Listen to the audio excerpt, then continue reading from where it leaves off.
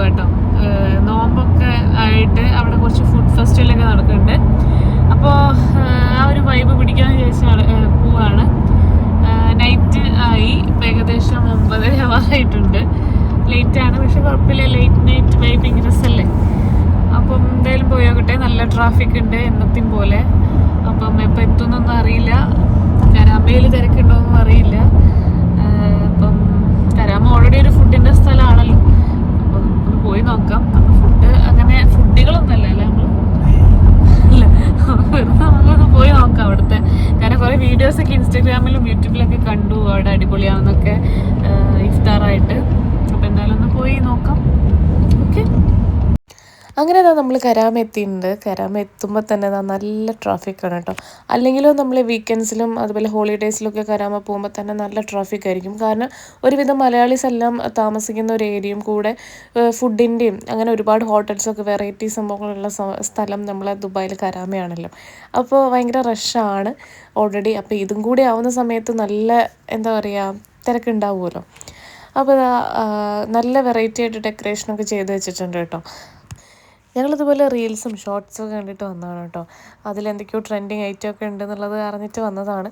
വന്ന് നോക്കുമ്പം ഞങ്ങളൊരു വീക്കെൻഡിലൊന്നുമല്ല പോയത്, അതുകൊണ്ട് എനിക്ക് തോന്നുന്നു അത്ര തിരക്കില്ല, എന്നാലും തിരക്കുണ്ടായിരുന്നു.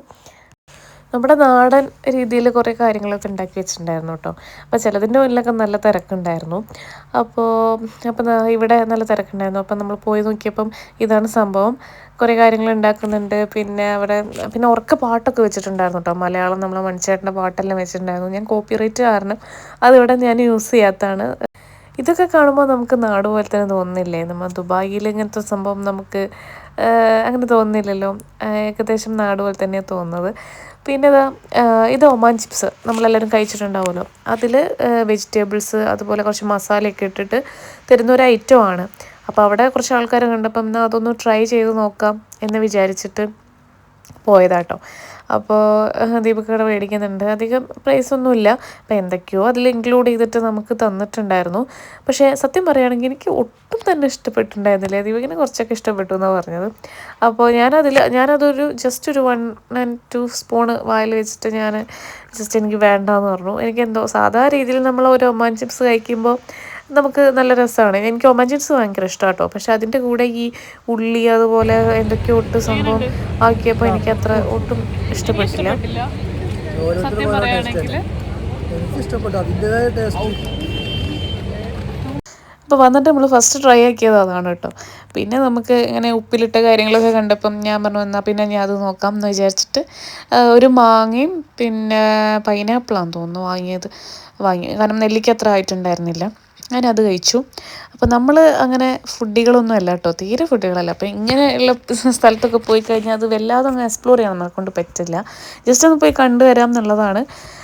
പിന്നെ ഇങ്ങനത്തെ കുറേ ആർട്ടും കാര്യങ്ങളൊക്കെ ഉണ്ടായിരുന്നു. നമ്മളിങ്ങനെ ഇരുന്ന് കൊടുത്തു കഴിഞ്ഞാൽ ലൈവായിട്ട് വരച്ചു കൊടുക്കുന്നത്. പക്ഷേ കോമിക്ക് പോലെയായിട്ടോ വരയ്ക്കുന്നത്, കറക്റ്റായിട്ടൊന്നുമല്ല.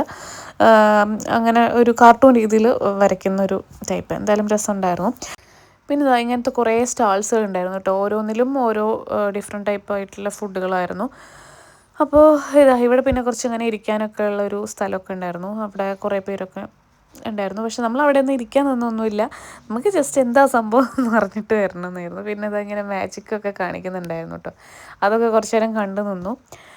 എന്നിട്ട് അതിൻ്റെ എങ്ങനെയാണ് നമ്മൾക്ക് എപ്പോഴും ഒരു മാജിക് കാണുമ്പോൾ നമുക്ക് അതെങ്ങനെ സംഭവിച്ചു, അതിൻ്റെ ഇടയിൽ എന്തോ ചെയ്തില്ലേ, അങ്ങനെയൊക്കെയില്ലേ. അപ്പോൾ അതൊക്കെ കണ്ടുപിടിക്കാൻ വേണ്ടി നമ്മളും കുറച്ച് നേരം.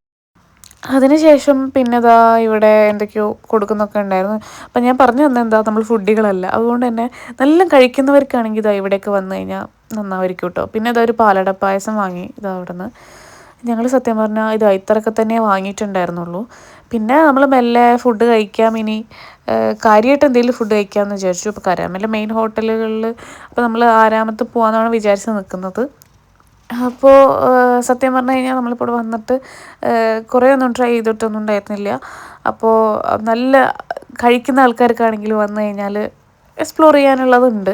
പിന്നെ ഒരുപാട് കാറുകളും ഒക്കെ ഡിഫറെൻ്റ് ആയിട്ടുള്ള നമുക്ക് ഇവിടെ വന്നാൽ കാണാം കേട്ടോ.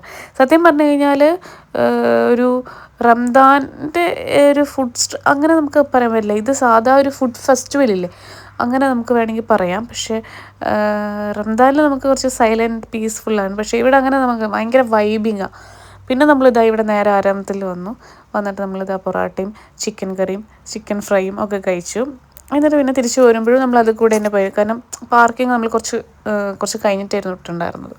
പിന്നെ തിരിച്ച് വരുമ്പോഴാണ് നമ്മൾ ആ പോകുന്ന സ്ഥലത്ത് തന്നെ ജസ്റ്റ് നോക്കിയപ്പം ഒരു കൊച്ചുകുട്ടി നിന്നിട്ട് അവിടെ നിന്ന് പാട്ട് പാടുന്നുണ്ട്. അപ്പം എന്നാൽ പിന്നെ കുറച്ച് നേരം അത് കേട്ട് നിൽക്കാമെന്ന് വിചാരിച്ചിട്ട് അത് കേട്ട് നിന്നു. നല്ല രസമായി പാടിട്ടോ.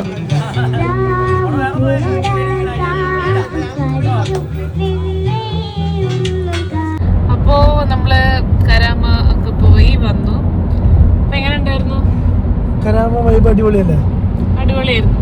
നല്ല വെറൈറ്റി ഫുഡ് ഉണ്ടായിരുന്നതും അങ്ങനെ കാര്യങ്ങളൊക്കെ. നമ്മൾ അത്ര ഫുഡികളല്ലാത്തതുകൊണ്ട് അങ്ങനെ എക്സ്പ്ലോർ ചെയ്തിട്ടില്ല ഫുഡൊന്നും. പക്ഷെ നൈസായിരുന്നു. ഓക്കെ, കുറേ വൈറലായ കുറേ ഐറ്റംസ് ഒക്കെ ഇവിടെ ഉണ്ട്. ഇൻസ്റ്റാഗ്രാമിൽ വൈറലായ സംഭവങ്ങളൊക്കെ പോയി ട്രൈ ചെയ്യാം. അപ്പോൾ എന്തായാലും അടിപൊളിയായിരുന്നു. അപ്പം എന്താ നമുക്ക് ബ്ലോഗ് അവസാനിപ്പിക്കില്ലേ? നമ്മൾ തിരിച്ച് പോരുകയാണ്. നമ്മൾ ഫുഡ് കഴിച്ചു. ആരാമത്തെന്ന് നിങ്ങൾ കണ്ടിട്ടുണ്ടാവും. പൊറാട്ടയും ദോശയും